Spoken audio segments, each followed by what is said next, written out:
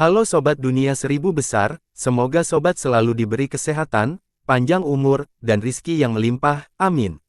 Sebelum masuk ke alur ceritanya, jangan lupa dukung channel ini ya dengan klik subscribe, like, komen, dan share, terima kasih. Mari kita lanjutkan perjalanan, Li Qiye. Amitabha, seorang beku seperti saya bekerja keras untuk makhluk hidup. Aku akan melewatinya. Biksu itu menyatukan kedua telapak tangan sambil memasang ekspresi serius.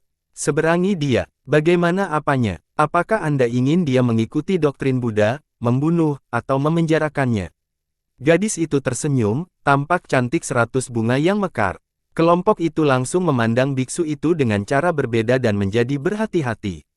Mereka jelas memandangnya sebagai musuh sekarang. Itu terlalu berlebihan, kakak muda. Para beku penuh belas kasihan dan tidak membunuh secara sembarangan. Biksu itu mengerutkan kening dan berkata, "Banyak yang disebarkan olehmu." Gadis itu tersenyum dan berkata, "Amitabha." Biksu itu menyatukan kedua telapak tangan, agama Buddha memberikan keselamatan kepada mereka yang ditakdirkan, saya hanya menyelipkan mereka ke surga, menyelamatkan mereka dalam arti tertentu. Biksu itu menghindari penggunaan kata, membunuh, dan terdengar sangat baik hati. Namun, setelah diperiksa lebih dekat, kelompok tersebut mendapati dia penuh dengan haus darah seolah-olah dia telah membunuh jutaan orang dan seluruh jiwa mereka yang hilang. Kamu sedang berbicara tentang membunuh orang, kan? Ruoxi menatap dengan rasa ingin tahu. Wei Zeng menjadi takut dan menarik Ruoxi kembali, berpikir bahwa biksu ini mungkin benar-benar membunuh. Amitabha, biksu itu dengan tulus menjawab, menyeberangi orang ke surga adalah tanggung jawab saya. Buddha mengajarkan bahwa siapapun dapat menyelamatkan diri dengan melepaskan pedangnya. Hanya itu yang saya lakukan, membuat orang melepaskan sifat jahat dan fana mereka. Mengerti, jadi itu mematikan. Sioxi menyimpulkan setelah mendengarkan kata-kata tersirat dari biksu itu. Kakak senior, kamu telah memutarbalikkan Grand Dao leluhur kita. Gadis itu tidak setuju, dia menatap dunia dan mengubah momentumnya untuk menemukan metode untuk menyelamatkan semua orang. Anda mengaku memiliki hati seorang bodhisattva dan memiliki kemampuan seperti itu. Namun, Anda hanya mencoba menghancurkan obsesi Anda sendiri alih-alih benar-benar membersihkan dunia kejahatan. Adik junior, tentu saja saya tidak berarti dibandingkan dengan leluhur yang agung. Sayangnya, saya masih menawarkan semua yang saya miliki untuk dunia. Biksu itu mengguncang. Aku pernah mendengar para senior membicarakanmu sebelumnya. Nenek moyang sangat memandang Anda setelah bertemu dengan Anda, sayangnya, obsesi Anda mengikat Anda, menghalangi Anda untuk menyelamatkan orang. Kata gadis itu, saya malu. Biksu itu mendengarkan kritik tersebut dengan penuh perhatian. Dia dan saya terhubung jadi saya akan membawanya pergi, tolong jangan hentikan saya, kakak senior. Gadis itu mengubah topik. Amitabha, biksu itu menjawab, saya khawatir kamu akan kecewa, suster muda. Saya juga ingin melakukan sesuatu yang baik dengan dermawan ini demi semua orang. Kita juga terhubung oleh takdir. Biksu itu jelas tidak mengalah mengenai masalah ini. Sementara itu, Jian Kun dan yang lainnya terus menatap gadis itu dan kemudian biksu itu. Mereka merasa duo ini sangat aneh. Mereka sepertinya memiliki nenek moyang yang sama tetapi tidak berasal dari sekte yang sama. Mereka berbicara dengan hormat tetapi tidak mau menyerah juga. Jadi kamu harus menentangku, kata gadis itu. Amitabha, ya, hubungan yang menentukan ini sudah mengakar sehingga Anda harus memaafkan saya. Biksu itu memberikan tanggapan yang lugas. Wei Zeng yakin percakapan sopan ini tidak akan bertahan lama. Pertempuran bisa terjadi kapan saja. Kakak senior, saya memasuki dunia ini khusus untuk dia. Saya tidak akan kembali ke sekte sebelum membentuk ikatan karma, jadi ini terakhir kali saya bertanya, maukah Anda menyerah? Gadis itu tetap stabil. Amitabha, saya juga ingin membantu Anda, suster junior, tetapi di sisi lain adalah semua makhluk hidup. Saya tidak berdaya, kata biksu itu. Jadi pertarungan di antara kita tidak bisa dihindari. Mata gadis itu didandani dan menjadi menyilaukan seperti bintang. Jadi bagaimana kalau yang kalah harus pergi? Dia melamar. Saya setuju. Saya tertarik melihat pedang anggun Anda. Biksu itu dengan sungguh-sungguh berkata, saya pernah melihat sekilas di sekte dan itu sungguh menakjubkan. Merupakan suatu kehormatan untuk melihat karya seni leluhur sekali lagi. Kamu akan melihatnya lagi sekarang. Matanya menjadi dingin dan terdengar seperti dentingan pedang. Amitabha, biksu itu memancarkan cahaya Buddha, keningnya yang melengkung agresif dan membuatnya tampak seperti raja yang tak tersentuh. Cahaya Buddha ini sifatnya agak lembut namun terasa tak terpecahkan. Dia bisa berdiri di sana dan menekan sepanjang zaman. Memperbaiki, gadis itu juga mulai bersinar dengan lembut, hampir seperti aliran air. Namun, saat pancaran cahaya ini menyebar, orang bisa merasakan niat pedang yang membumbung ke langit. Harta karun berupa pedang tampaknya terbuka dengan kekuatan yang cukup untuk meratakan dunia.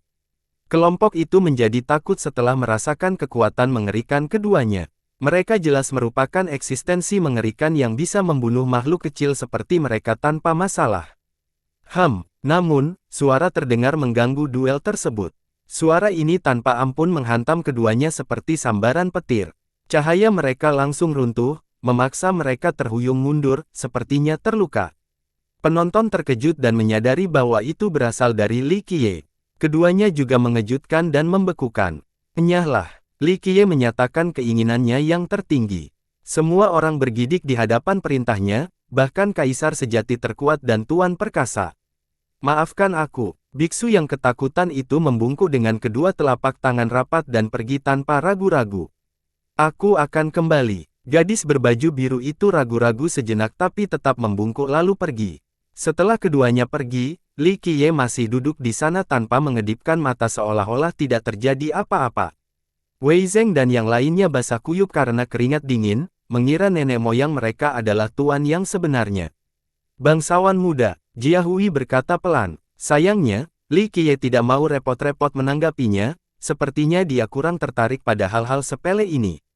Dia menghela nafas lega, hanya bangsawan muda mereka yang bisa mengurus tuan-tuan yang merepotkan ini. Ayo pergi, Wei Zheng tidak ingin lagi berlama-lama di tempat ini untuk menghindari komplikasi lebih lanjut. Dia sudah cukup sering ketakutan hari ini. Kelompok itu mengumpulkan barang-barang mereka dan mengangkutnya kembali ke jalan. Untungnya, tidak ada hal lain yang terjadi sepanjang perjalanan. Lelaki tua, biksu, dan gadis itu tidak lagi muncul. Li Qiye juga tidak bangun lagi untuk memaksa kelompok itu berlatih. Oleh karena itu, mereka bergerak dengan kecepatan tinggi menuju Gunung Reinkarnasi. Wei Zheng tahu bahwa lokasi pelatihan terakhir akan ada di sana dan memimpin. Mereka akan sampai di sana lebih cepat dari jadwal. Sebelum benar-benar mencapai kota, orang bisa melihat pegunungan megah di Cakrawala.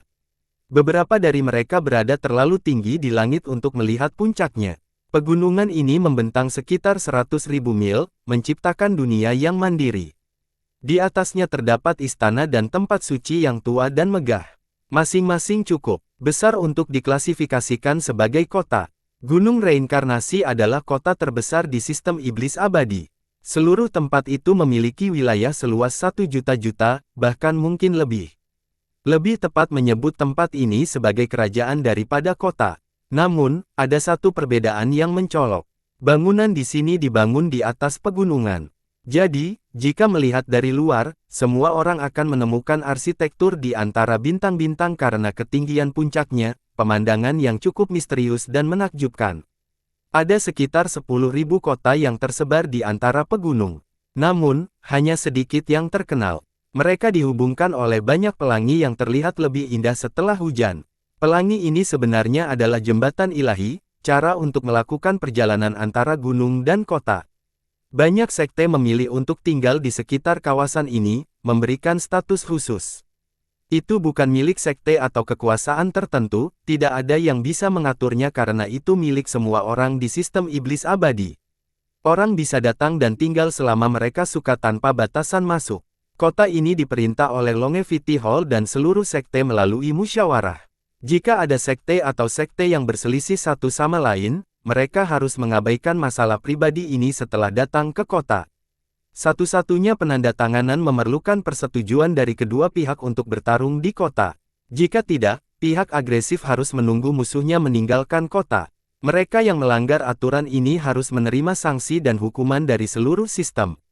Itu sebabnya semua orang menganggap kota ini sebagai rumah sakit jiwa yang aman. Seringkali, ketika sebuah sekte berada di ambang kehancuran, mereka akan memindahkan semua muridnya ke sini untuk mencari perlindungan. Hal ini mengakibatkan kota tersebut menjadi rumah bagi banyak murid tunawisma karena sekte mereka sudah tidak ada lagi. Selama jutaan tahun hingga sekarang, tidak ada seorang pun yang berani melakukan gencatan senjata yang terjadi di sini. Alasannya sangat sederhana, kota-kota yang dibangun oleh nenek moyang abadi, mulai dari masing-masing bangunan hingga puncaknya. Peraturannya menjadi hukum tertinggi. Melanggarnya berarti tidak menghormati leluhur yang agung dan hukumannya bisa berupa pengusiran. Jadi bagian atas kota memiliki banyak bangunan. Orang-orang penasaran dengan pangkalan yang terdiri dari dataran dan lembah yang luas. Bisakah orang-orang juga tinggal di tempat-tempat ini? Sayangnya, jawabannya tidak karena itu sebenarnya adalah medan perang kuno. Perang medan ini adalah tempat yang luar biasa untuk pelatihan. Murid yang kuat dan berkualitas akan pergi ke sana untuk berlatih karena sangat efektif dibandingkan tempat lain. Generasi mendatang tidak mengetahui latar belakang tempat-tempat ini. Menurut legenda pendiri sistem iblis abadi, nenek moyang menyeret kembali tempat-tempat ini dari kedalaman silsilah abadi lalu menyempurnakannya ke dalam sistemnya sendiri.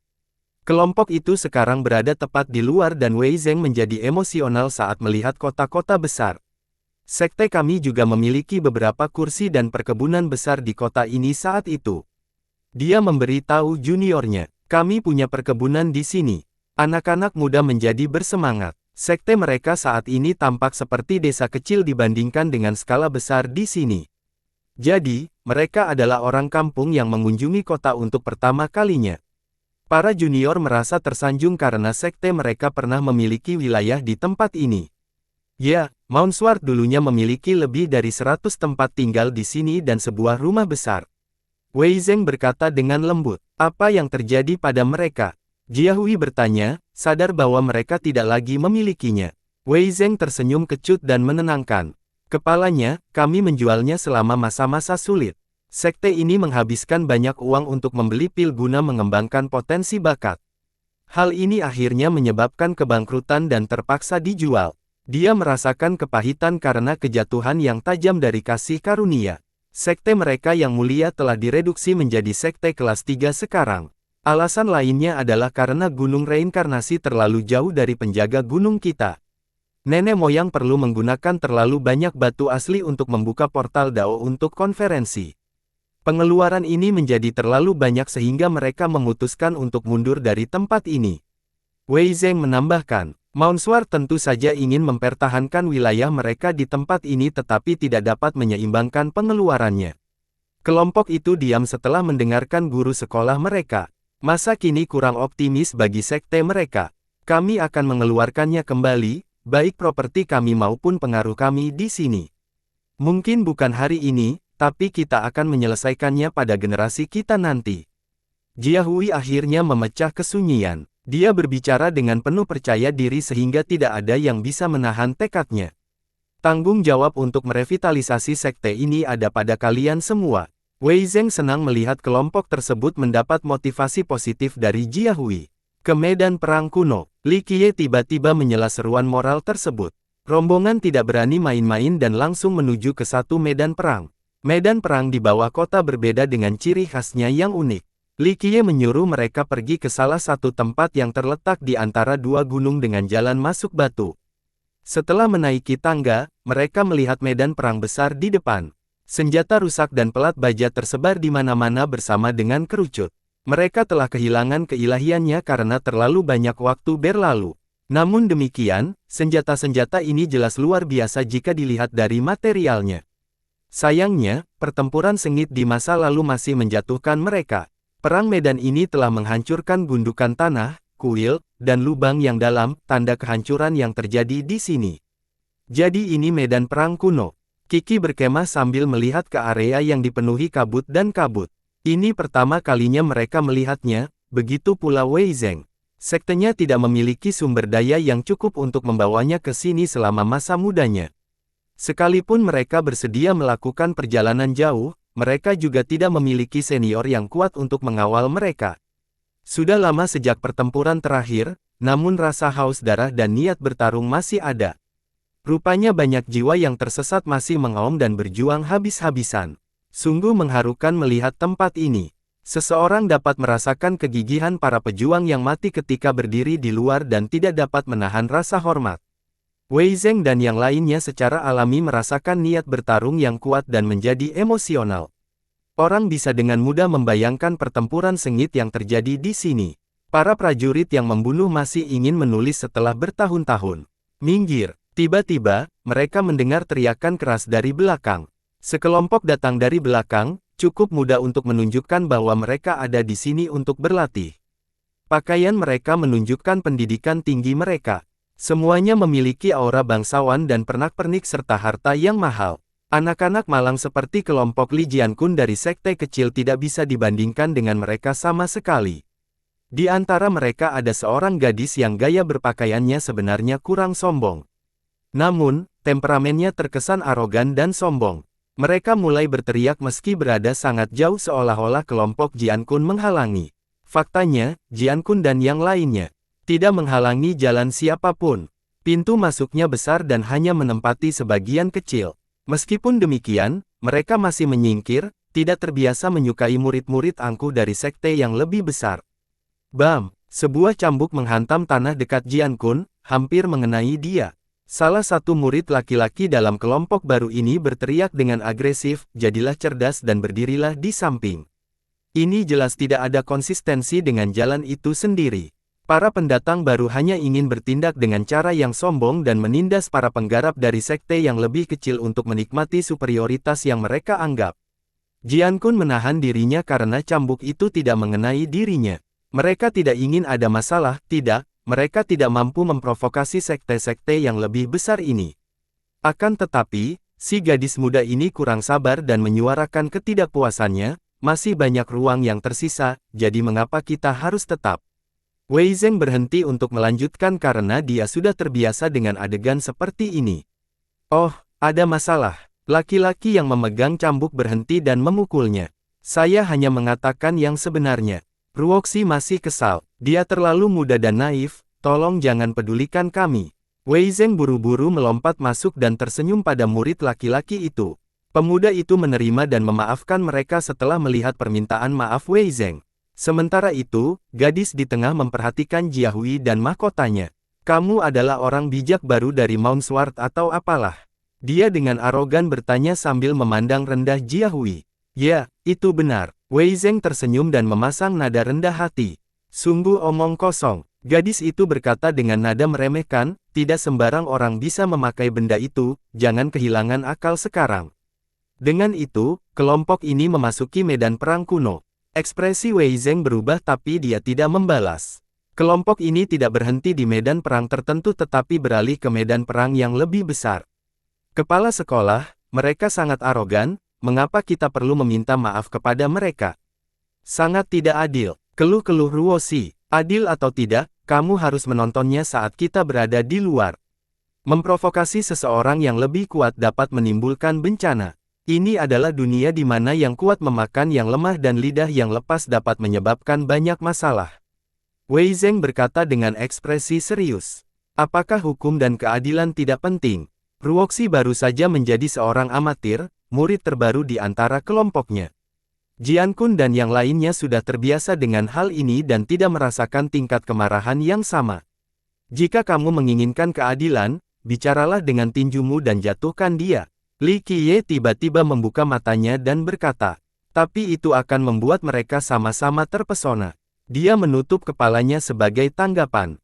Akan ada perbedaan besar. Jika Anda hanya cukup kuat untuk mengalahkan mereka, maka Anda terbatas dalam mempertahankan keadilan yang Anda inginkan.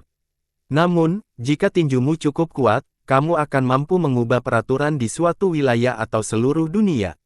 Anda akan menjadi hukum, mampu menciptakan sekte kebenaran atau dunia yang adil.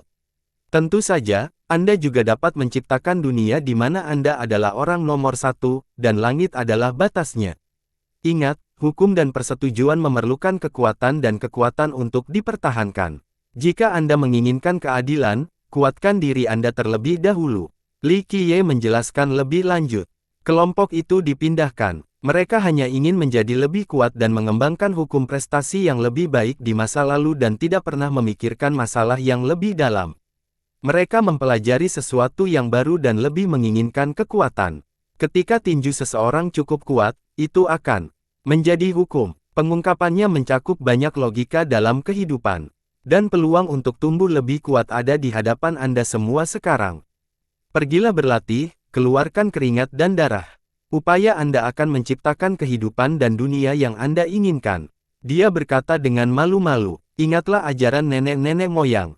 Hanya darah dan keringat yang akan mengubah dunia menjadi sesuatu yang Anda inginkan. Kata Wei Zeng dengan emosional. Dia juga mendapat manfaat dari pidato ini. Kelompok itu menarik napas dalam-dalam dan membungkuk ke arah Li Qiye. Baiklah, mari kita mulai. Pergilah ke altar itu dan sembahlah nenek moyang. Li Qiye menunjuk ke sebuah altar dan berkata, di sebelah medan perang ada sebuah altar tua dan rusak. Meski demikian, ia tetap memiliki aura agung dan sakral. Ada satu altar seperti ini di setiap medan perang. Kelompok itu bertukar pandang dan merapikan pakaian mereka sebelum perlahan-lahan naik ke altar. Mereka kemudian dengan hormat berlutut di depan tugu peringatan di atas sana. Di bawah bimbingan Li Qiye, mereka menyebarkan hukum budidaya mereka. Berdengung, teks hukum prestasi mereka muncul di atas mereka dan memancarkan rangkaian cahaya. Rangkaian cahaya ini berputar di sekitar mereka, sepertinya menjadi penghalang. Setelah masuk, kalian semua akan menghadapi jiwa-jiwa yang tersesat. Ingat, ketika penghalang Anda rusak, Anda akan diteleportasi kembali ke kota. Saat merasa lelah, mendekatlah ke patung-patung ini dan Anda akan diremajakan. Namun, kalah dan diteleportasi kembali berkali-kali membuat malu. Li Qiye menunjuk ke medan perang. Rombongan melihat beberapa patung didirikan di tempat itu. Meskipun wajahnya tidak jelas, mereka dapat mengetahui dari auranya bahwa itu adalah nenek moyang sistem iblis abadi, nenek moyang abadi. Jika kamu bisa mengalahkan medan perang ini, teruslah bergerak. Di luar kekuasaan, ini juga merupakan ujian bagi hati Dao Anda untuk melihat berapa lama Anda bisa bertahan. Ini menjadikannya tempat latihan yang bagus untuk mendapatkan pengalaman pertempuran sebenarnya dan mengenang hati Anda. Jangan kalah begitu cepat setelah beberapa ronde dan mempermalukanku. Li Qiye berkata dengan tegas. Kelompok ini berjalan ke medan perang setelah persiapan yang matang. Mereka telah menyiapkan formasi untuk melakukan serangan. Li Qiye telah mengajarkan formasi perkasa yang cocok untuk mereka bertujuh. Ledakan. Saat mereka masuk ke dalam, tanah tiba-tiba terbuka dan sesosok mayat melompat keluar. Mayat ini milik raksasa dan jauh lebih tinggi dari kelompoknya. Ia memiliki 4 lengan, 2 berasal dari tulang rusuk. Masing-masing mengambil pedang setinggi monster itu. Pedangnya telah berkarat tetapi masih penuh dengan keilahian. Ayo pergi. Kelompok itu diperdagangkan sebelum mengaum. Mereka mulai bersinar dengan tanda muncul di bawah. Mereka mengandalkan strategi yang sama seperti sebelumnya. Jian Kun mengambil barisan depan dengan pedang dan perisainya. Dia melaksanakannya maju, setiap langkah membawa kekuatan yang cukup untuk mengeluarkan ledakan keras. Namun, dia tidak melakukan kontak sebelum mayat itu menghilang dari pandangannya. Itu langsung muncul lagi di dalam formasi mereka dan membuat mereka lengah. Suara membaik. Ia mengakhiri keempat pedangnya tanpa ampun ke arah Guo Jiahui. Di sini, Jiahui buru-buru membalas dengan tebasan horizontal lurus keempat pedang. Ledakan. Dia tidak bisa menahan dampaknya dan terlempar sambil muntahan darah. Mayat itu tidak menyerah dan melepaskan gelombang energi pedang panjang langsung ke arahnya. Gadis yang ketakutan itu memanggil sebuah perisai namun perisai itu hancur. Tebasan itu membuat kontak langsung.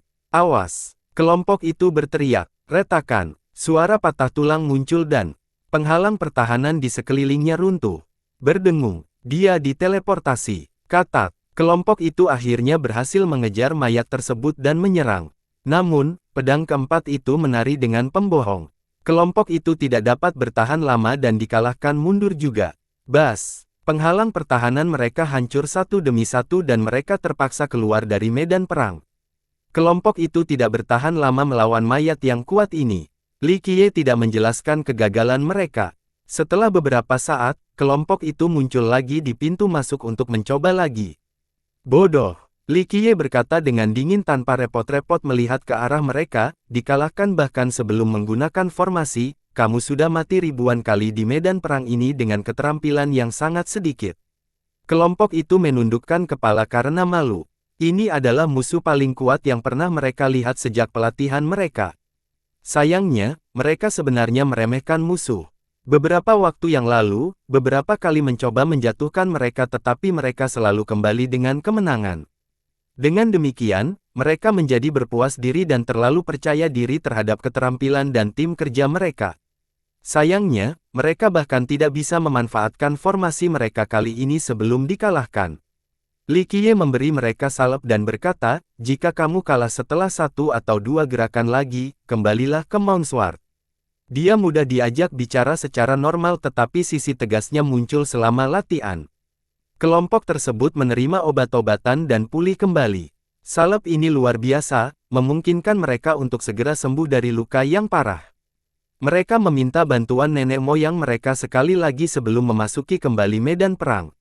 Ledakan. Mereka melepaskan vitalitas dan energi sejatinya sehingga rune muncul di sekitar mereka. Formasi di bawah kaki mereka muncul sekali lagi dengan suara gemuruh yang keras menyerupai pembukaan hutan harta karun. Mereka diselimuti cahaya terang. Meskipun tidak ada fenomena visual yang muncul dari manifestasi kekuatan ini, sepertinya mereka memiliki sumber kekuatan di dada mereka. Seseorang bisa merasakan kekuatan agung dari formasi bahkan sebelum serangan. Mereka menempel pada posisi yang tepat dan radius formasi berubah menjadi sumber kekuatan yang tak ada habisnya. Nama formasi tertinggi yang diajarkan oleh Li Qiye adalah formasi 7 bintang. Dia menciptakannya sendiri. Kelompok ini mencoba yang terbaik untuk mempelajarinya dan menjadi cukup mahir dalam hal itu. Mereka tidak lagi terburu-buru dan lebih memilih untuk berhati-hati saat mereka mendekat ke arah mayat berlengan 4 itu. Memperbaiki. Mayat itu membungkus kelompok itu dengan kacau, menghasilkan gelombang pedang yang kuat. Ledakan. Formasi itu terbuka seperti harta karun yang tiada taranya. 4 perisai terbang dan menghentikan tebasan yang masuk. Sudah waktunya. Jian Kun memberi perintah dan melakukan langkah yang sama ke depan lagi. Ribuan senjata yang disembunyikan dalam formasi maju bersamanya. Mayat itu membalas dengan 4 pukulan telapak tangan. Mereka menekan dari atas dengan kekuatan yang cukup untuk menghancurkan langit. Jian Kun dan senjatanya nyaris tidak berhenti dengan telapak tangan yang menekan. Lebih banyak cahaya keemasan keluar dari perbendaharaan. Banyak pilar muncul dan menopang tubuhnya, memungkinkan dia menahan serangan. Sayangnya, budidayanya tidak mencukupi sehingga dia terhuyung mundur. Saat ini, sekutunya mengambil tindakan. Zhao Ziting menampilkan api melanggarnya dan perbendaharaan beresonansi di dalamnya. Ia juga melepaskan naga api. Binatang itu meraung dan terbang langsung menuju mayat itu. Sementara itu, kedua saudara Ling juga mengaktifkan formasi. Mereka berubah menjadi elang dewa dengan cakar besi. Dan memulai serangan. Wang Xuehong memanfaatkan perbendaharaan dan mengeluarkan banyak bintang. Adapun Ruoxi, dia mendapatkan kekuatan naga dan mulai mengalihkan perhatian mayatnya. Jia Hui bergabung dengan kecepatan kilat. Perbendaharaan diubah menjadi tombak paling tajam yang ditusukkan langsung ke dada mayat. Langkah ini cukup mengesankan karena formasi tersebut memberikan ketajaman dan kekuatan Grand Dao yang berlimpah. Tombak itu menembus tangan mayat itu dan mencapai dadanya. Sayangnya, ia masih berhasil mencegah kerusakan nyata dengan menangkis menggunakan 2 pedang. Mayat itu menjadi gila dan mengaktifkan terbentuknya pedang di atas kepalanya. Hujan pedang mulai turun. Kelompok itu bersorak dan memanfaatkan formasi mereka sendiri hingga batasnya. Ia membangun tembok dewa untuk menghentikan gelombang pedang. Formasi besar memungkinkan mereka menggunakan kekuatan yang jauh melebihi budidaya mereka saat ini. Yang terpenting, ia cukup fleksibel untuk menghadapi situasi apapun, beralih dari menyerang untuk bertahan dalam sekejap mata. Sayangnya, mereka masih terlalu lemah dan tidak bisa menggunakan formasi tersebut secara maksimal. Gemuruh. Pertarungan menjadi tidak menguntungkan dan formasi garis depan mempengaruhi. Bodoh, mahkota kebajikanmu bukan sekedar hiasan, gunakanlah harta karun yang kuat ini. Li Qiye dengan lantang mengingatkan gadis itu. Berdengung, dia mengaktifkan mahkotanya, melepaskan kekuatan suci di dalamnya. Aktivasi mahkota memungkinkan Jia Hui meluncurkan gelombang ofensif ke mayat tersebut. Sayangnya, grup tersebut masih dirugikan. Formasi mereka sekarang kacau. Menetapkan kembali garis formasi dan memikul berbagai tanggung jawab tidaklah mudah. Perjuangan mereka hanya untuk mengulur waktu, kehancuran sepertinya tidak bisa dihindari. Budidaya mereka jauh lebih rendah dibandingkan dengan mayat berlengan 4, mereka mengandalkan formasi dan tim kerja mereka untuk bertahan. Dengan formasi yang berantakan, mereka telah kehilangan sebagian keunggulannya sehingga sangat mengesankan bahwa mereka masih mampu bertarung. Hal ini berkat kerjasama tim yang diperoleh dari pelatihan sebelumnya. Bodoh, mundurlah ke patung nenek-nenek moyang. Buatlah rencana lalu coba lagi. 7 orang yang berjuang mulai mundur sambil memukul mundur mayat itu. Mereka akhirnya berhasil mencapai patung terdekat. Tanda tertinggi di atas kepala mereka mulai berdengung dan beresonansi dengan patung itu. Patung itu memancarkan cahaya tertinggi dengan kekuatan yang tak tertandingi. Mayat itu tidak berani mendekat dan hanya bisa menatap ketujuh orang itu. Jika mereka berani mengambil setengah langkah dari patung itu, serangan ganas itu akan dimulai lagi. Cobalah yang terbaik saat ini, hidupmu ada di tanganmu. Li Qiye memberi tahu kelompok itu saat mereka mencoba membuat strategi baru. Ayo pergi, dia lalu memberitahu Wei Zeng. Wei Zeng tidak berani untuk tidak patuh dan mulai mendorong kursi roda itu menjauh. Mereka tidak pergi jauh sebelum dia melihat kembali ke kelompok itu. Leluhur, menurutku ini mungkin berbahaya. Wei Zeng merasa khawatir karena ini adalah pertama kalinya grup tersebut jauh dari rumah dan bertindak tanpa pengawasan. Bagaimanapun, Li Qiye mungkin telah melemparkan mereka ke lokasi berbahaya sebelumnya, tapi dia masih di sana. Sekarang hal ini tidak lagi terjadi. Sayangnya, Li Qiye tidak menjawabnya dan mengambil kondisi hibernasi. Ketujuh orang itu ketakutan setelah Li Qiye pergi. Kehadirannya memberi mereka keberanian dan keyakinan di masa lalu. Bagaimanapun, nenek moyang mereka bisa menangani langit yang runtuh. Saat ini, mereka sendirian. Apa yang harus kita lakukan? Wang Xuehong yang relatif muda merasakan kulitnya kesemutan. Sudah waktunya bagi kita, untuk menjaga diri kita sendiri. Jia Hui berkata, bangsawan muda tidak bisa mengawasi kita selamanya. Dia memiliki hati Dao yang paling pantang menyerah di antara grupnya. Adik perempuan benar, mari kita lakukan ini perlahan-lahan. Pada akhirnya kita akan mengetahuinya. Li Jiankun menarik napas dalam-dalam dan memotivasi kelompok tersebut. Li Qiye percaya bahwa mereka tidak akan bisa menjadi master sejati di bawah perlindungannya. Dia memerintahkan Wei Zeng untuk mendorongnya ke kota terdekat. Yang ini bukan yang terbesar tapi salah satu yang tertua. Dengan kata lain, itu dibuat oleh leluhur abadi. Karena banyaknya kota di pegunungan ini, kota-kota baru dibangun oleh generasi mendatang, bukan hanya nenek moyang. Mereka berhenti setelah mencapai gerbang. Ada patung nenek-nenek moyang raksasa di luar, kepalanya terselubung. Li Qiye menghela nafas setelah melihat ini. Ini adalah gambaran yang sangat bagus tentang lelaki tua itu. Meskipun dia sudah tidak hidup lagi, dia meninggalkan banyak warisan. Wei Zeng melanjutkan ke kota untuk melihat tembok. Setiap kota memiliki tembok yang menghadap keluar dan platform Dao. Platform Dao adalah area transmisi bagi mereka yang gagal dalam pelatihan. Dindingnya sepertinya tidak berguna karena lokasinya. Mereka memiliki diagram ukiran kuno di atasnya. Selama jutaan tahun, orang percaya bahwa itu hanyalah hiasan belaka. Dinding-dinding ini dipotong dari sebongkah batu besar, sangat kokoh dan berat. Diagram yang diukir di permukaan termasuk gambar dan simbol kuno, hampir mustahil untuk dipahami. Hanya sedikit orang dalam sejarah yang mampu memahaminya, dan Li Qiye adalah salah satunya. Dia mewarisi hampir segalanya dari Xiao Abadi, tidak ada orang lain yang lebih memahami lelaki tua itu selain dia karena waktu yang mereka habiskan bersama. Wei Zeng mendorongnya ke depan diagram ini. Dia masih tidak membuka matanya untuk melihat mereka. Wei Zeng melirik ke arah platform Dao di lingkungannya, berpikir bahwa Li Qiye ada di sini untuk menunggu kelompok itu keluar setelah gagal. Sayangnya, bukan itu masalahnya. Li Qiye mengamati diagram itu menggunakan hati dan pikiran, bukan matanya. Dia hanya bisa menyisihkan sebagian kecil dari niat ilahi untuk memecahkan misteri ini. Niat ilahi lainnya terus menekan dan menghancurkan keberadaan tertinggi di dalam hati daunnya. Diagram ini membingungkan dan acak. Namun, nenek moyang punya alasan tersendiri untuk meninggalkan mereka demi generasi mendatang. Tentu saja, hanya mereka yang memiliki tingkat kekuatan tertentu yang dapat menggunakannya. Bahkan para jenius luar biasa yang berhasil memahaminya tidak akan memiliki kekuatan untuk melakukan apapun. Wei Zeng diam-diam menunggu di samping, tidak menyadari niat Li Qiye. Selama proses menunggu, desas-desus datang tanpa henti di platform Dao. Banyak murid yang diteleportasi ke sana.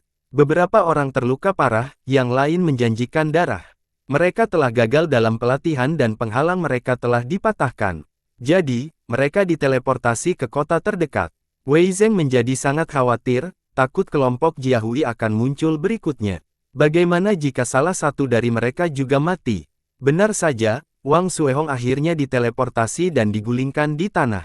Di mana yang lainnya? Apakah mereka baik-baik saja? Wei Zeng menjadi khawatir setelah melihat luka berdarah di pemuda tersebut.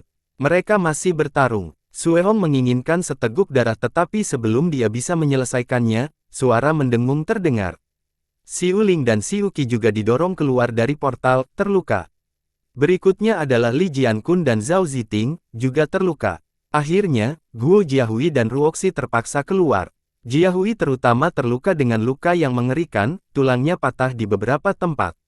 Dia masih belum mengeluarkan satu pun erangan. Mereka jelas dikalahkan oleh mayat itu sekali lagi. Setelah melihat Li Qiye duduk di sana, mereka terlihat sangat malu dan menunggu untuk dimarahi. Untunglah, Li Qiye masih tidur. Ketujuh orang tersebut menggunakan lebih banyak salep dan disembuhkan dengan cepat. Salep dari Li Qiye ini sangat efektif. Ayo pergi lagi, kata Jiahui dan kelompok itu berangkat ke medan perang. Beberapa saat kemudian, ketujuh orang itu kembali ke sini dengan cedera, upaya lain yang gagal. Hal ini tidak menyurutkan semangat mereka.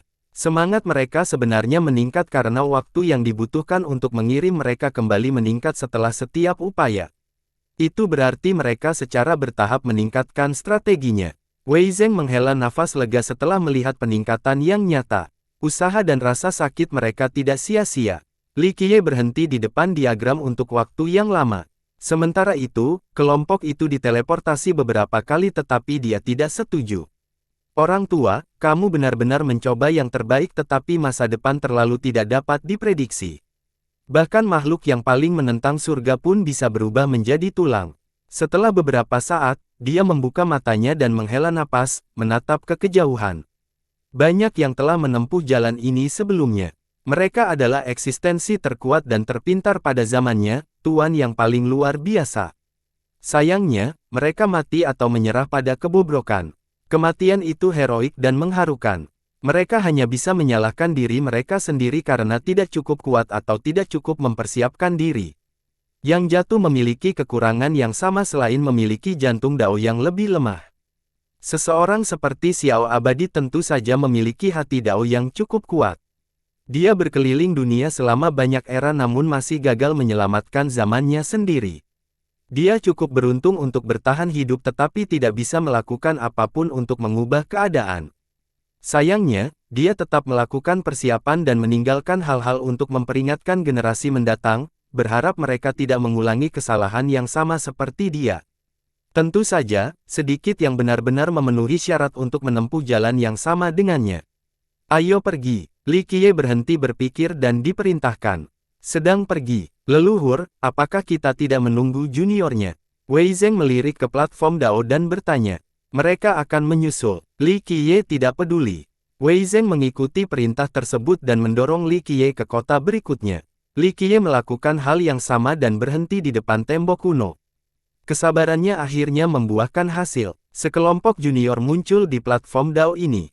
Cedera mereka kali ini sangat serius, darah tumpah kemana-mana dan tulang terlihat. Namun hal tersebut tidak menyurutkan semangat mereka. Hahaha, kita berhasil melewati medan pertempuran pertama itu. Wang Suehong berada di depan dan belakang sambil tertawa. Jadi ternyata mereka telah menghajar mayat berlengan 4 itu untuk memasuki medan pertempuran kedua. Namun, musuh berikutnya jauh lebih kuat dan melenyapkan formasi mereka. Meski begitu, Wei Zeng tetap merasa puas dengan semuanya karena menunjukkan kemajuan yang cukup besar. Dia menyuruh mereka diam dan menunjuk ke arah Li Qiye. Kelompok itu menjadi tenang dan berhenti tertawa. Tentu saja senyum lebar masih terlihat di wajah mereka. Mereka duduk dan bermeditasi sambil menggunakan salep. Patah tulang bukanlah apa-apa. Selama nasib mereka yang sebenarnya masih ada, obat Li Qiye dapat dengan mudah menyelamatkan mereka. Menariknya, dia sendiri bisa menghidupkan kembali mereka dari kematian karena sebelumnya dia telah menyelamatkan nasib mereka yang sebenarnya. Baiklah, ayo pergi lagi. Kelompok itu bersemangat dan menuju medan perang kedua lagi. Mereka dengan cepat mengalahkan beberapa kali tetapi kegigihan mereka tetap ada. Jangka waktu antara setiap upaya juga menjadi lebih lama. Li Qiye menginginkan ini. Tujuannya bukan hanya untuk meningkatkan budidaya dan kekuatan mereka tetapi juga untuk memoles tekad mereka untuk mengeluarkan potensi penuh mereka. Berada di ambang kematian selama latihan intensif mempunyai efek ini. Selain itu, ini juga berfungsi untuk mempertajam hati dao mereka, memperkuatnya dalam proses. Kekalahan mengajarkan kesabaran mereka dan memberi mereka lebih banyak pengalaman hidup.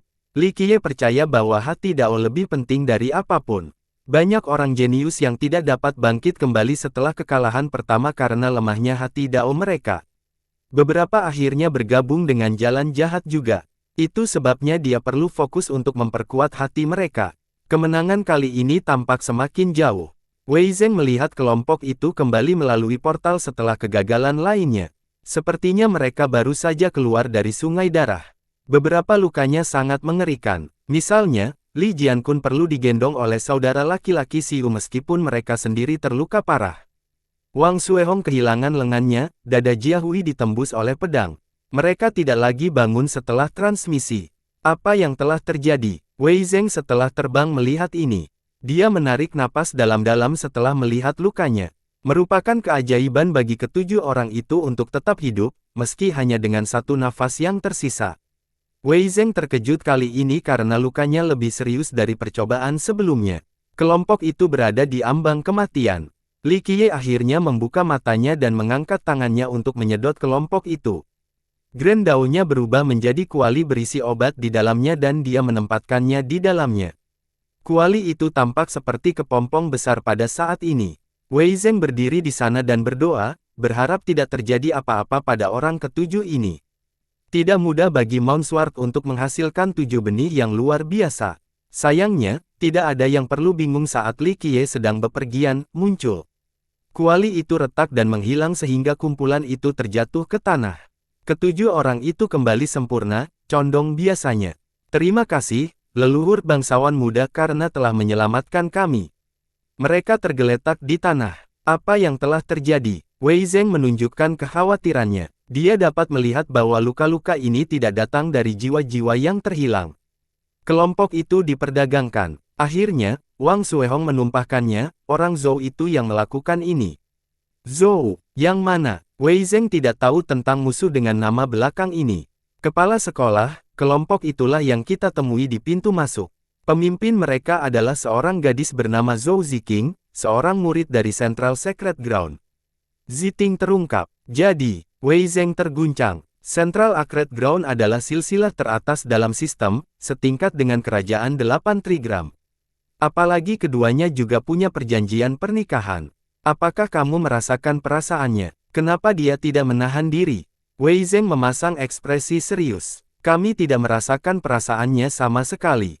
Xuehong berteriak dengan marah. Dia menginginkan mahkota berbudi luhur dari suster junior. Jiankun berkata dengan lembut. Wei Zeng langsung mengerti. Kerajaan 8 Trigram jelas tidak menyerah meskipun mereka kalah di tangan Li Qiye. Kali ini giliran sekutu mereka. Berapa banyak yang menyerang? Wei Zeng bertanya. Hanya Zhou Ziqing. Jiankun merasa malu karena mereka bertujuh hampir mati pada satu gadis. Wei Zeng meratapi dalam pemahamannya. Tentu saja, ada jarak yang tidak bisa dipisahkan antara mereka dan raksasa. Seperti Central Secret Ground. Leluhur, apa yang harus kita lakukan? Dia ragu-ragu sebelum bertanya pada Li Qiye. Masalah ini juga berada di luar jangkauannya karena Mount Sword tidak mampu memprovokasi Central Secret Ground. Apa lagi yang harus dilakukan? Kembalilah dan bunuh dia. Li Qiye berkata datar tanpa memasukkan mata. Kelompok itu saling menatap sebagai tanggapan, tak bisa berkata-kata. Benar, leluhur, tapi Central Secret Ground adalah salah satu garis keturunan terkuat di sistem kita. Kudengar mereka masih memiliki Evrabats yang aktif. Wei Zeng bertindak dengan hati-hati. Tentu saja, dia juga tidak menahan kekuatan Li Qiye.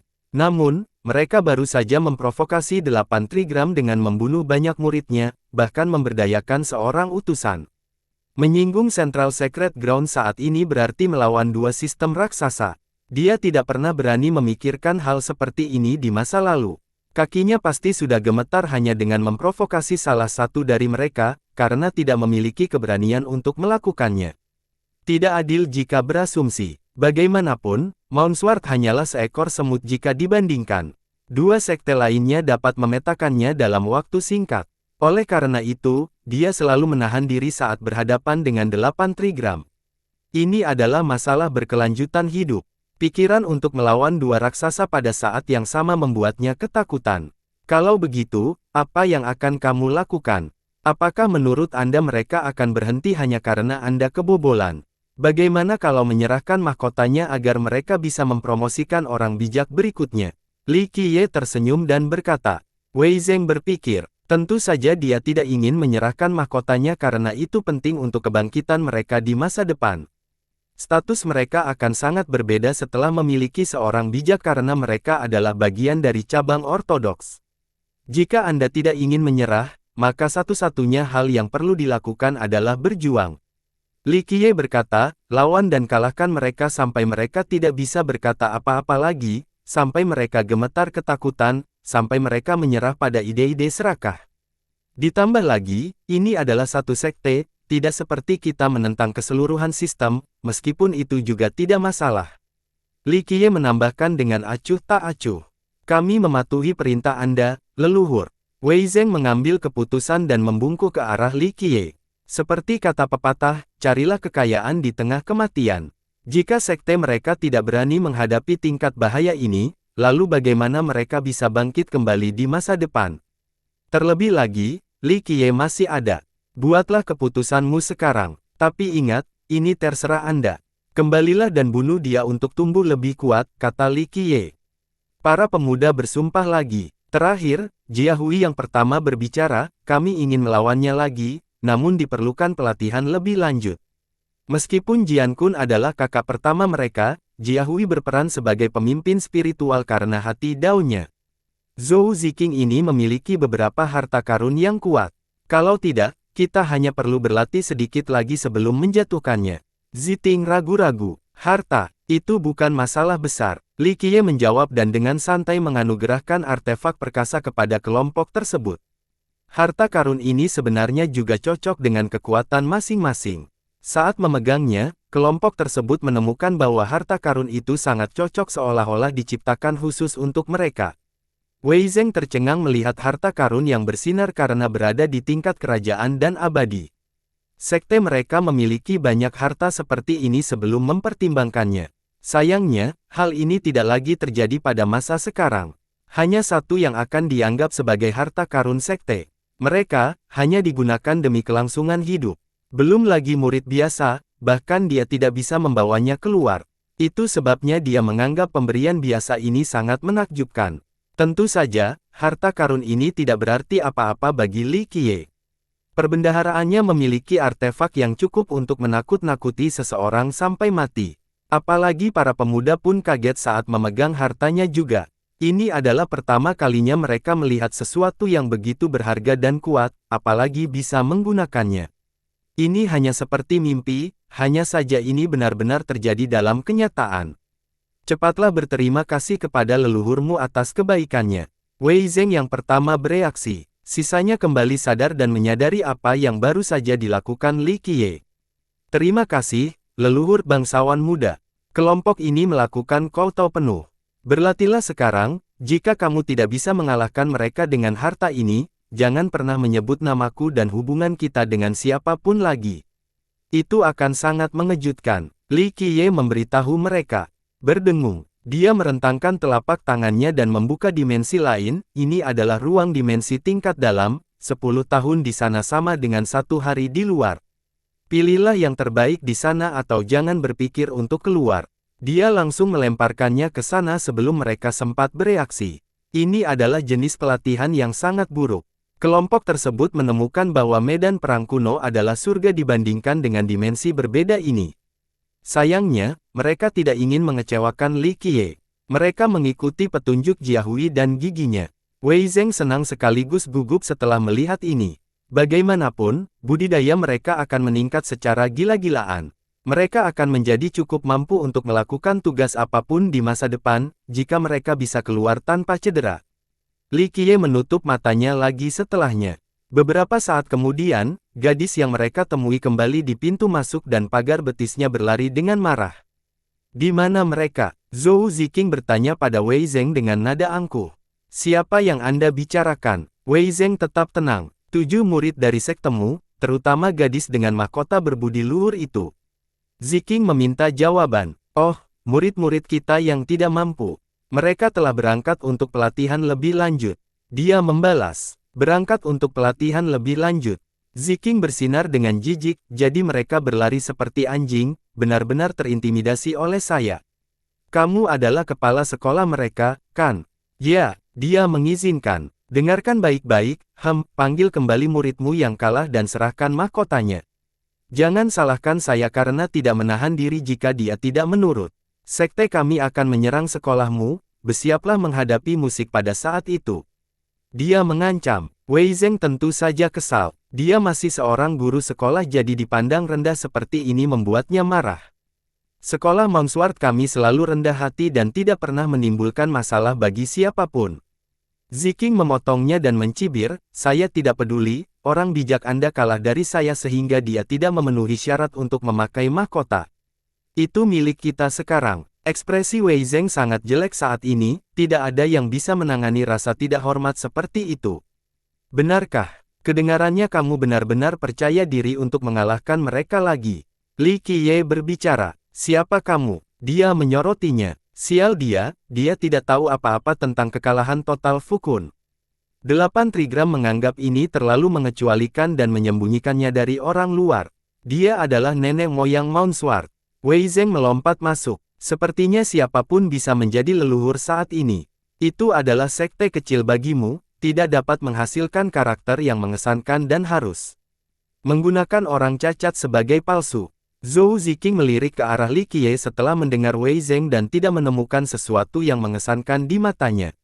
Nona Zhou, jaga kata-katamu. Wei Zheng akhirnya membalas. Dia tidak ingin mendapat masalah dengan memprovokasi Central Secret Ground, tapi penghinaan terhadap leluhur ini sudah keterlaluan. Kehormatan seseorang lebih penting daripada nyawa bagi banyak orang. Terus, Zhou Ziqing tidak peduli apa yang akan kamu lakukan jika aku terus mengoceh. Mounsward hanyalah sekte yang tidak penting, Central Secret Ground kami dapat mengukurmu kapanpun kami mau. Dia menutup kepalanya ke atas dan menatap Wei Zheng, tampak seolah-olah bisa berbicara di dekatnya adalah suatu kehormatan besar baginya. Guru sekolah Chen, jadilah cerdas dan beritahu muridmu untuk menyerahkan mahkota kepada kakak senior Zhou. Jika tidak, sekte Anda sedang mendekati kematian. Seorang murid laki-laki di sebelah Ziqing mencibir, memberikan nasihat.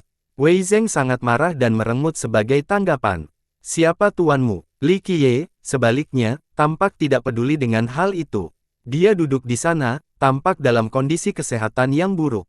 Tuanku, dia meliriknya dan terkekeh, sampah sepertimu tidak bisa menanyakan namanya, bahkan jika kamu adalah leluhur Mounsward, kamu pikir kamu ini siapa? Sektemu bukan apa-apa. Bam! Tamparan Li Qiye datang sebelum dia selesai berbicara.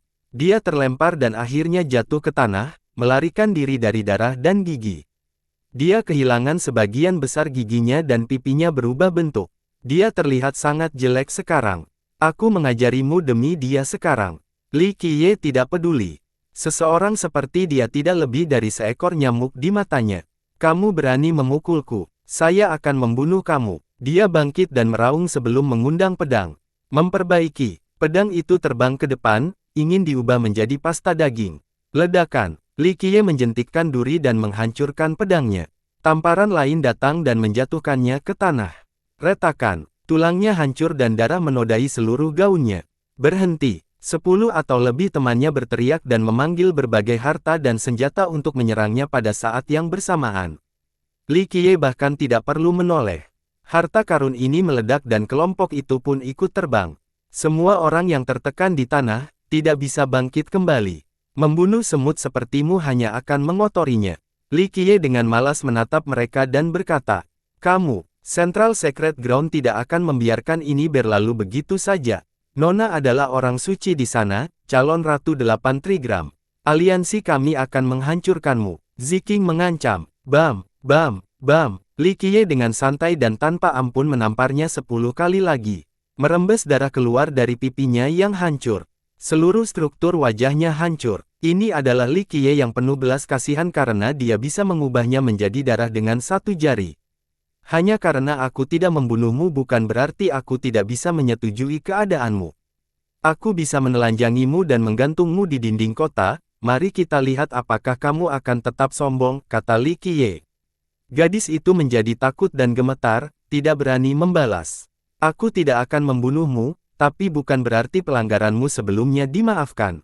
Murid Mounsward akan menjadi orang yang mendapat balasan dalam 5 hari di panggung seni bela diri di kota.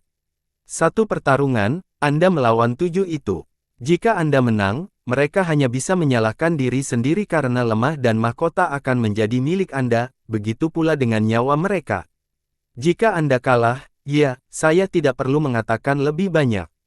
Dia menjelaskan, ekspresi itu berubah berkali-kali. Dia tahu bahwa dia jauh lebih kuat darinya sehingga dia akhirnya memenuhi gigi dan berkata dengan dingin, baiklah, aku menerima tantangannya, tapi kamu tidak bisa ikut campur.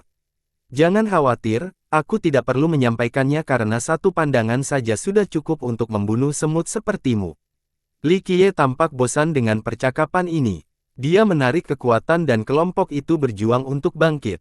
Mereka memandangnya dan merasakan hawa dingin di dalam, menyebabkan mereka terhuyung mundur. 5 hari kemudian, aku akan membunuh ketujuh muridmu dan merebut mahkotanya. Tunggu saja, sekteku juga akan membalas dendam ini. Nyonya dan suaminya tidak akan melepaskanmu begitu saja. Ziking tidak ingin pergi dengan perasaan sedih jadi dia meninggalkan kata-kata agresif. Terlebih lagi, dia mengatakan yang sebenarnya. Dia adalah pelayan pribadi dari saintes dari Central Secret Ground, artinya dia akan mengikuti saintes setelah menikah untuk menjadi selir. Mungkin dia bisa menjadi permaisuri di kemudian hari juga. Itu sebabnya dia masih cukup percaya diri dengan 2 kekuatan besar di belakangnya. Mereka memiliki banyak nenek moyang yang kuat. Membunuh leluhur dari sekte kecil seperti Mounsward seharusnya tidak menjadi masalah yang sama sekali, seperti menamparkan lalat. Enyahlah sebelum aku melakukan ancamanku dan menggantungmu telanjang di dinding kota. Li Qiye mengancam. Gadis yang terintimidasi itu langsung berbalik dan lari. Anggota kelompok lainnya segera mengikuti. Wei Zeng menghela nafas lega setelah melihat ini. Dia sebenarnya merasa cukup baik karena gadis kejam dan sombong itu telah menemukan jodohnya. Leluhur, 5 hari, hanya 5 hari. Bagaimana jika murid-murid kita tidak bisa melawannya? Dia menjadi khawatir. Maka mereka hanya bisa menyalahkan diri mereka sendiri karena tidak memiliki keterampilan. Li Qiye menutup matanya lagi. Wei Zeng tersenyum kecut. Satu-satunya hal yang bisa dia lakukan adalah berdoa agar kelompoknya tumbuh lebih kuat di dimensi yang di dalamnya. Jika tidak, bencana akan menanti mereka dalam 5 hari. Dia berasumsi bahwa pertarungan itu akan menjadi acara pribadi karena itu adalah perseteruan antara beberapa junior, tidak layak untuk menarik perhatian para petinggi. Namun, Ziking mengeluarkan pesan sengit setelah melarikan diri ke seluruh pegunungan, aku akan membunuh 7 bocah bodoh dari Mounsward dan Central Secret Legion akan menghancurkan sekte ini juga. Biasanya, ancaman besar seperti ini adalah hal yang lumrah di antara junior yang bertikai. Tuan yang kuat hanya akan tersenyum dan tidak terlalu peduli. Sayangnya, hal ini tidak terjadi saat ini. Kesenjangan kekuatan antara Central Secret Ground dan Mounsward sangat besar, raksasa versus semut. Sejujurnya, sesepuh manapun dari yang pertama bisa menghancurkan yang terakhir menjadi debu. Ditambah lagi, Zhou Ziking cukup berpengaruh karena dia adalah pelayan pribadi orang suci di sana. Statusnya melebihi murid biasa dari sekte tersebut. Juga, aku akan mengambil mahkota kebajikan dan memberikannya kepada Nona sebagai hadiah pernikahan. Dia menambahkan, sangat yakin dengan kemenangannya. Mahkota yang berbudi luhur. Orang-orang terkejut setelah mendengar bagian ini. Mahkota yang berbudi luhur. Para ahli terguncang setelah mendengar berita tentang hal itu, apakah Mounsward ingin menugaskan orang bijak berikutnya sekarang? Mounsward hanyalah bayangan dari dirinya yang dulu tetapi banyak kekuatan besar dalam sistem masih memiliki kesan mendalam terhadap orang bijak mereka. Bagaimanapun, hanya orang bijak inilah yang berhak menyambut leluhur abadi selama siklus yang berkelanjutan. Ini adalah posisi yang sangat bergengsi. Bahkan bisa dikatakan bahwa orang bijak ini adalah wakil dari nenek moyang saat itu. Hilangnya nenek moyang juga mengawali. Seperti Mounsward, tidak ada lagi orang bijak yang keluar. Kini, simbol orang bijak telah kembali lagi dan memulai badai. Jangan bilang, nenek-nenek moyang kita yang hebat bereinkarnasi lagi. Seorang guru mulai berfantasi. Bagaimanapun, nenek moyang mereka telah berhasil melakukannya di masa lalu. Siklusnya terganggu karena alasan yang tidak diketahui, tetapi itu tidak berarti bahwa nenek moyang tidak lagi mampu melakukan hal tersebut. Itulah yang menjadi pemikiran penuh harapan dari orang banyak. Mahkota juga merupakan lambang cabang utama. Nenek moyang dari kekuatan besar merasakan jantung mereka berdetak lebih cepat. Semua orang dikumpulkan oleh harta simbolis dan kuat ini. Memiliki mahkota berarti menjadi cabang ortodoks dalam sistem. Mahkota itu sebenarnya tidak berguna untuk Mounsward saat ini. Bahkan bisa menimbulkan bencana yang menghancurkan sekte. Namun, untuk sekte baru yang merupakan bagian dari cabang samping atau bahkan lebih jauh dari nenek moyangnya, mereka akan dapat memilih orang bijak mereka sendiri setelah mengambil mahkota. Ini akan meningkatkan status mereka beberapa tingkat. Mungkin mereka pada akhirnya bisa mendapatkan otoritas dan menguasai sistem juga. Inilah alasan mengapa 8 Trigram sangat menginginkan mahkota tersebut. Baik Central Sacred Ground dan Kerajaan 8 Trigram mempunyai rencana mereka sendiri dalam hal ini. Seorang senior menghela nafas setelah mendengar pesan Zhou Ziqing. Semua orang tahu bahwa pengambilan mahkota secara paksa dari Mounsward akan memicu banyak kritik. Namun, perseteruan resmi antar junior yang berakhir pada perebutan mahkota. Hal ini wajar karena merupakan kejadian biasa, tidak ada yang bisa mengkritik mereka karena melakukan hal tersebut. 8 Trigram mungkin bertanggung jawab atas hal ini.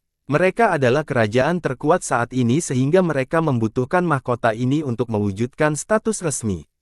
Seorang leluhur menambahkan, bagaimanapun, saintes utama akan menikah dengan kerajaan. Jika pembantunya mengambil barang itu, maka kerajaan itu sendiri pada akhirnya akan mencapai dan memiliki seorang bijak.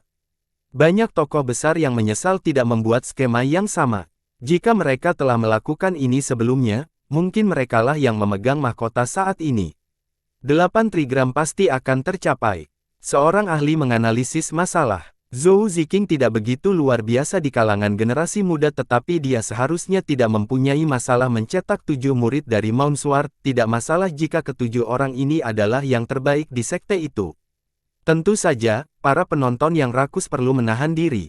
Mereka tahu 8 Trigram dan Central Sacred Ground juga berada di balik masalah ini. Sekte kedua ini akan melakukan apa saja demi mahkota, jadi sebaiknya jangan memprovokasi mereka. Pernyataan Ziqing menjadi pengingat halus bagi semua orang untuk tidak menginginkan mahkota. Mounsward tidak akan lolos dari bencana ini. Nenek moyang yang lain menjadi emosional. Seperti kata pepatah, memiliki cincin giok mengundang masalah. Dalam hal ini, itu adalah mahkota. Mounsward tidak lagi sama seperti sebelumnya. Memiliki mahkota tetap tidak akan merevitalisasi sekte mereka. Di sisi lain, hal itu akan memicu keserakahan orang lain. Jika Zhou Ziqing ingin menghancurkan Mounsward, akan ada orang dari 2 raksasa yang bersedia melakukan tugas untuknya. Karena itulah yang menjadi mata penonton, Mounsward tidak akan bisa lepas dari kekacauan ini. Perseteruan antar junior tidak menjadi masalah. Alasan lain akan tetap terjadi karena semua orang menginginkan mahkota. 5 hari segera berlalu. Hari ini adalah tanggal pertempuran antara Zhou Ziqing dan 7 murid Mounsward. Panggung tersebut memiliki banyak penonton tanpa kekurangan nenek moyang. Pertarungan itu sendiri tidak berarti apa-apa karena perbedaan kekuatan antar petarung. Ketujuh orang dari Mounsward tidak memiliki peluang untuk keadaan buruk. Mereka percaya bahwa Zhou Ziqing pasti akan menang dan mereka berada di sini hanya untuk melihat mahkota berbudi luhur. Bagaimanapun juga, ini adalah sesuatu yang dianugerahkan oleh nenek moyang agung itu sendiri. Meskipun itu bukan senjata leluhur, itu masih cukup berharga.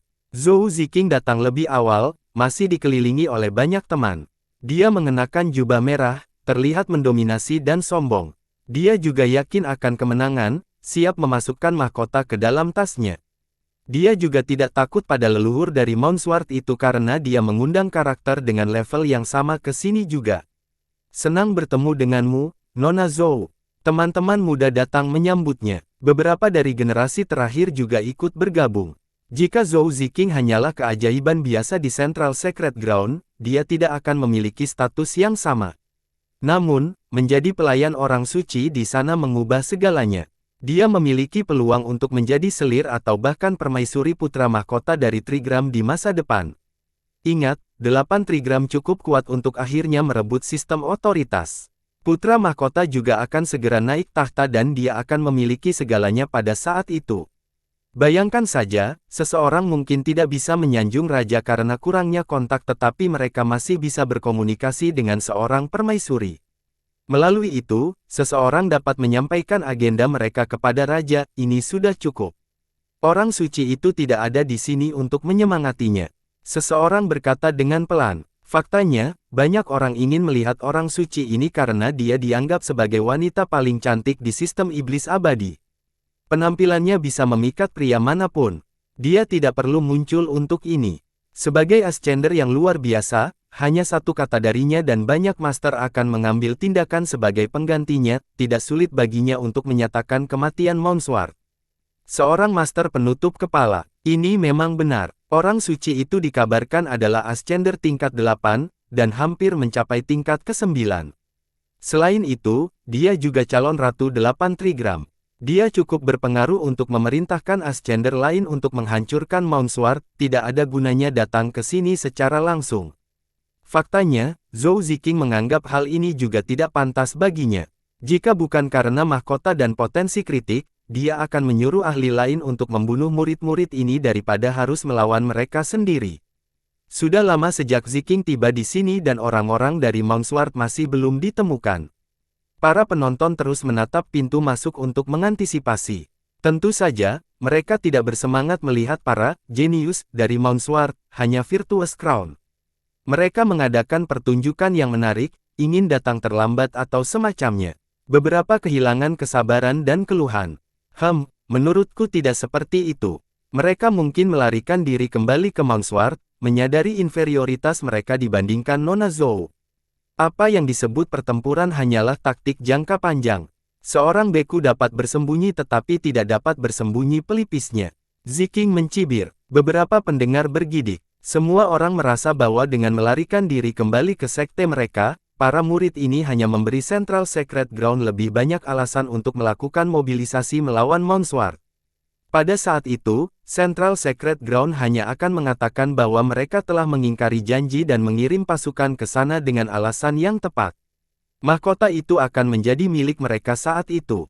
Itu sebabnya semua orang menyadari bahwa tindakan Mount Sword tidak penting. Baik perkelahian maupun pelarian diri menghasilkan hal yang sama, kekalahan.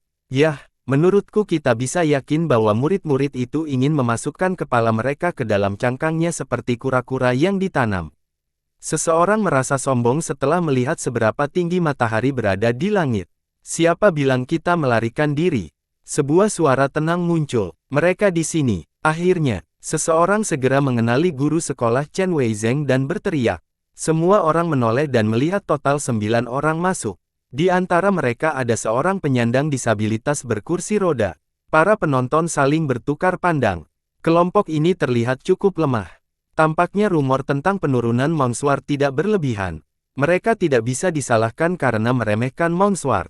Mereka bisa melihat tingkat kekuatan Weizeng dengan jelas, hanya sedikit melangkah ke alam dewa sejati. Dewa sejati tidak ada artinya dalam skema besar. Banyak kekuatan besar yang dimiliki banyak dewa sejati di antara generasi sebelumnya. Sedangkan 7 anak muda, mereka hanya rata-rata dan tidak bisa dianggap luar biasa. Murid jenis ini dapat ditemukan di mana saja dalam sistem. Mereka kemudian mengalihkan pandangan mereka ke Zhou Ziqing. Dia bukan termasuk murid baru tingkat atas tetapi masih dianggap luar biasa. Meskipun 7 lawan 1, Ziqing 2 alam lebih tinggi dari mereka. Ini bukanlah sesuatu yang bisa diimbangi dengan keunggulan numerik. Sedangkan Li Qiye, orang-orang hanya meliriknya sekilas karena mereka tidak peduli dengan seseorang yang berpenampilan seperti itu. Mereka menjadi jelas bahwa Mount benar-benar sudah selesai karena Wei Zheng adalah ahli terkuat mereka. Central Secret Ground jauh lebih kuat. Mount hanyalah sekte kelas 3 sekarang. Seorang ahli meremehkan mereka. Mount dulunya adalah sekte yang sangat bergengsi. Meskipun tidak mengendalikan sistem, orang-orang tetap mendengarkan perintah darinya. Sayangnya, hal ini tidak lagi terjadi. Apakah itu mahkota berbudi luhur? Mata terfokus pada mahkota di atas kepala Jia Hui. Mereka menganggap hal itu tampak biasa saja sehingga timbul rasa skeptis. Ya, terlihat tetap seperti yang dijelaskan dalam legenda. Seorang leluhur memperhatikan dengan cermat dan memastikan. Nenek moyang ini sangat kurus saat ini tetapi mereka tidak berani mengambil makanan dari rahang singa. Saatnya memulai ini, kalian semua pantas mati karena membuatku menunggu begitu lama. Zhou Ziqing dengan arogan menatap kelompok itu sebelum mengucapkannya. Ketujuh orang itu berdiri di belakang Li Qiye dengan sangat tenang sambil menunggu perintahnya. Mereka tampak lebih dewasa dari sebelumnya. Pelatihan di luar angkasa benar-benar bermanfaat bagi mereka, membuat mereka tidak bingung di hadapan musuh. Aku akan mengambil kepala dan mahkotamu hari ini. Ziqing mengungkapkan ekspresi membunuh. Sayangnya, matanya berbinar saat melihat Li Qiye. Dia kemudian mengingatkan dirinya sendiri bahwa ada majikannya yang menunggu di kesejahteraan. Dia tidak menyembunyikan keserakahannya sambil menatap mahkotanya sama sekali. Melampiaskannya pada pemuda ini juga merupakan kesempatannya untuk membalas penghinaan yang dideritanya sebelumnya di tangan Li Qiye. Yang terpenting, Trigram Kerajaan 8 menginginkan mahkota. Kegagalan yang berasal dari kesalahan tidak dapat diterima. Ini akan menentukan masa depan.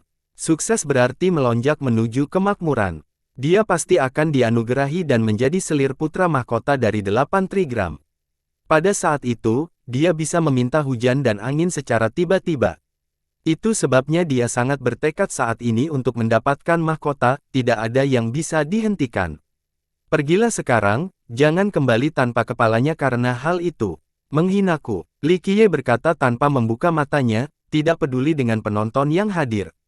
Ya, leluhur. Kelompok itu membungkuk hormat. Leluhur. Sejak kapan Mount memiliki leluhur yang begitu muda? Alamat mereka membingungkan banyak orang. Namun demikian, mereka segera mengabaikannya karena nenek moyang ini mungkin tidak setuju itu. Dia hanya akan menjadi Ascender, bukan masalah besar. Hanya Eternals yang relevan dalam sistem. Hah. Zhou Ziqing bersinar setelah mendengar komentar tersebut, semakin berani dengan kehadiran master perkasa dari sektenya sendiri. Tak seorang pun dari Mount akan meninggalkan tempat ini hidup-hidup. Inilah nasib mereka yang menentang Central Secret Ground kita. Dia menyatakan dengan sombong. Kata-kata ini ditujukan untuk Li Qiye. Dia ingin dia mati bersama Wei Zheng. Selanjutnya, sektenya juga akan menghancurkan Mount Hubungan antara Mount dan Virtuous Crown tertanam kuat dalam sejarah. Mereka perlu menghancurkan Mount juga untuk membangun seorang bijak dengan mahkota, tidak ada yang akan menarik kelayakan mereka saat itu. Sayangnya, Li Qiye mengabaikan pernyataan perangnya. Bersiaplah, jangan remehkan musuhmu. Berusaha pertengkaran tenaga, Wei Zheng memberi tahu kelompok itu. Dia tidak begitu percaya diri pada orang ketujuh itu dibandingkan dengan Li Qiye. Dia tidak berpikir mereka bisa membunuh Zhou Ziqing hanya dengan bekerja sama. Kelompok itu menerima perintah tersebut dan berjalan dalam barisan ke atas panggung. Karena ini adalah pertarungan sampai mati di Gunung Reinkarnasi, kuharap aku tidak keluar jalur untuk merekomendasikan diriku sebagai wasit bagi kedua pihak belah. Seorang lelaki tua melangkah maju dan menyatakan dengan keras. Dia membawa pedang yang berat di punggungnya, penuh dengan pedang energi. Pria itu jelas merupakan Ascender yang kuat. Pedang suci puncak dari kerajaan puncak. Beberapa orang langsung mengenalinya. Saya tidak keberatan. Ziqing setuju. Kami juga tidak keberatan. Wei Zheng ragu-ragu sejenak sebelum menyetujuinya. Dia pernah mendengar tentang Sword Sein ini sebelumnya, namun dia tidak begitu percaya padanya. Sayangnya, dia tidak memiliki kandidat yang lebih baik di sini saat ini untuk menjadi wasit. Bersambung.